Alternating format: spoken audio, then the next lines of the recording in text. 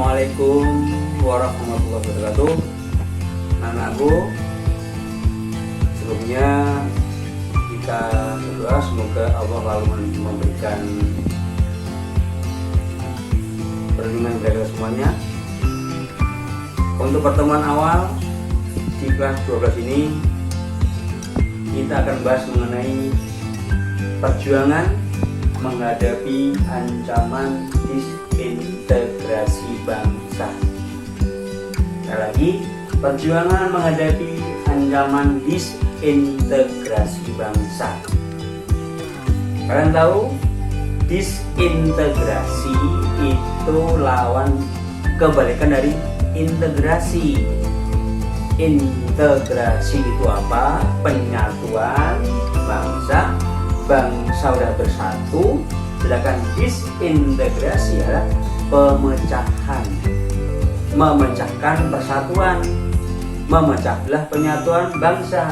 Nah, ini jadi setelah kemerdekaan atau pasca proklamasi Indonesia pada tanggal 17 Agustus 45, pada awal kemerdekaan yang sedianya bangsa kita berusaha untuk mengisi kemerdekaan, ternyata terdapat ancaman memecah belah persatuan bangsa Indonesia.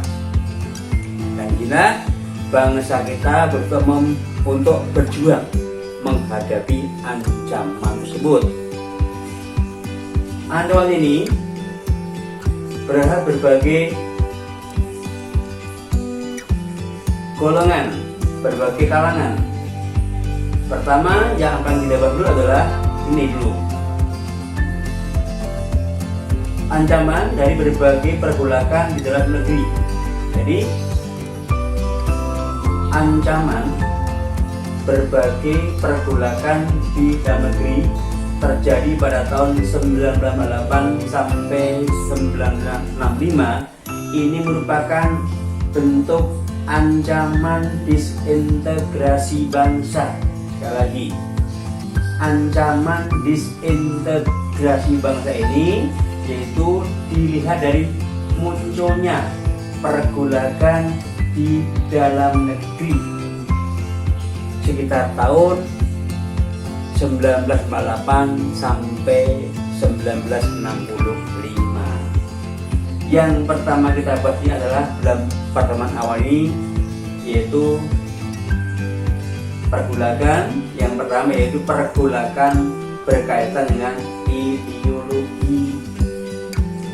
Kita tahu bahwa pada awal kemerdekaan Indonesia muncul pergolakan mengancam keutuhan bangsa yang berkaitan ideologi, yaitu apa? Pertama mengenai yaitu pemberontakan PKI di Madiun. Jadi PKI, Partai Komunis Indonesia, itu pertama kali mengadakan pemberontakan secara besar-besaran di Madiun, terjadi pada tahun 1948. Kalau ingat kejadian ini, waktunya bersamaan dengan terjadinya agresi Belanda yang kedua, di mana Belanda berusaha untuk menguasai ibu kota Yogyakarta. Rupanya PKI berupaya memanfaatkan situasi kondisi di mana kekuatan TNI terpecah, maka PKI berusaha menyusup kekuatan yang kemudian mengadakan pemberontakan PKI di Madiun. Secara ringkasnya, perhatikan, PKI di Madiun ini tokohnya adalah Muso dan Amir Saripudin. Muso ini adalah tokoh PKI yang dulu pada tahun 1920 di zaman Hindia Belanda pernah juga mengadakan pemberontakan di zaman Belanda, akhirnya dia berhasil melarikan diri karena pada saat itu Belanda juga melarang PKI di Indonesia waktu itu, maka Musso lari ke Uni Soviet. Rupanya Musso kembali ke Indonesia, kemudian mempengaruhi Amir Saripudin. Siapa ini?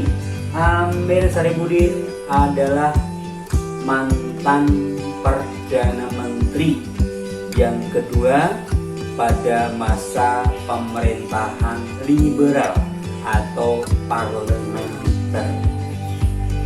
Amir Saripudin ini berhasil dipengaruhi oleh Musso yang kemudian mengadakan suatu gerakan yang nanti dikenal dengan pemberontakan PKI di Madiun.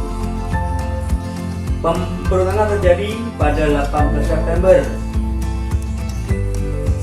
tahun 1948, berawal dari pembentukan Front Nasional yang dipimpin oleh Amir Saripudin. Di dalamnya di situ ada Musso. Dari gerakan ini kemudian mengatur atau mesin kekuatan, mendapatkan simpati rakyat yang kemudian berhasil menguasai kota Madiun. Bahkan nggak hanya Madiun saja, mulai dari Solo, Wonogiri, Ngawi itu jatuh ke tangan PKI. Untuk itu Soekarno segera bertindak. Soekarno merasa kecolongan, maka segera mengeluarkan ultimatum kepada rakyat Indonesia, yaitu Soekarno meminta rakyat memilih Republik Indonesia atau PKI.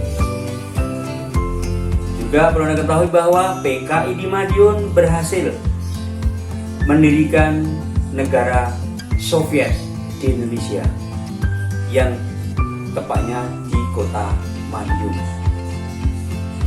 Namun demikian, PKI Madiun ini tidak berlangsung lama. Karena apa? Pemerintah segera melancarkan operasi militer.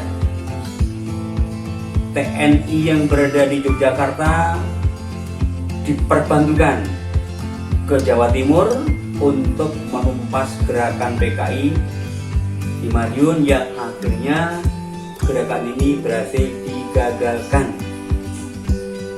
Musso tertembak mati, Amir Saripudin kemudian ditangkap dan mendapatkan pengadilan militer pada waktu itu.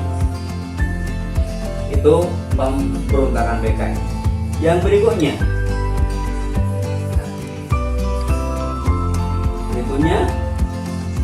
DITI. DITI ini merupakan pergolakan ideologi yang kedua. DITI ini pertama terjadi di Jawa Barat yang dipimpin oleh SM Kartosuryo. SM ini singkatan Sekar Maji Marijan Kartosuryo. Ini adalah pimpinan DITI di Jawa Barat,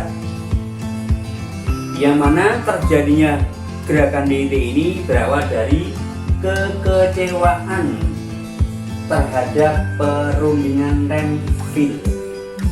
Kecewa terhadap perundingan Renville karena perundingan Renville dianggap merugikan rakyat.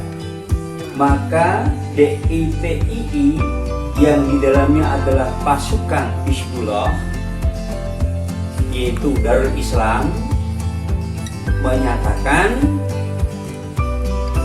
menolak Renville yang kemudian mendirikan suatu pemerintahan yang namanya nanti Negara Islam Indonesia. Jadi simpulannya, berdirinya Negara Islam Indonesia itu diawali dari kecewanya pasukan Hizbullah terhadap hasil Renville yang kemudian mengangkat Kartosuryo untuk memimpin gerakan DITI yang tujuannya mendirikan negara Islam di Indonesia. Adapun gerakan DITI ini Darul Islam berdiri pada 7 Agustus 49. Tentara namanya Tentara Indonesia TI, orang namanya DITI. Dan gerakannya menyebar di berbagai daerah di Indonesia dengan cepat. Daerahnya ini yaitu Jawa Tengah, Sulawesi Selatan, Kalimantan Selatan, dan Aceh. Bagaimana pemerintah? Pemerintah dalam menumpas gerakan DIT ini, pada akhirnya gerakan DIT yang ada di Jawa Barat berhasil ditumpas oleh pemerintah, dalam ini TNI, dengan menggunakan operasi namanya Operasi Pagar Betis. Untuk tugas yang kalian kerjakan, buatlah kesimpulan dari apa yang Bapak sampaikan tadi dan buatlah pertanyaan uraian dan jawabannya berkaitan dengan apa yang Bapak tadi sampaikan. Bisa juga ditambah dengan menggunakan referensi yang lain. Demikian, terima kasih. Wassalamualaikum warahmatullahi wabarakatuh.